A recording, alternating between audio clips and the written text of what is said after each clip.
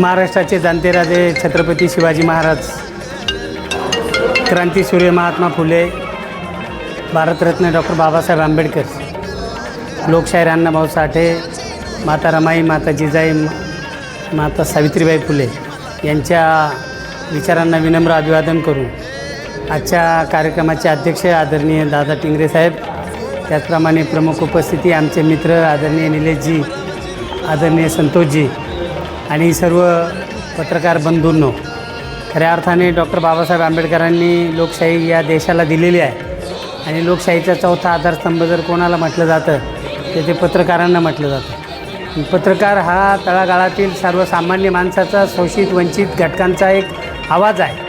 शासनापर्यंत त्यांच्या गोष्टी ज्या सरकार दरबारी पोचवायच्या असतात त्या खऱ्या अर्थाने कोण पोचवतं आहे तर पत्रकार साहेब पोचवतात.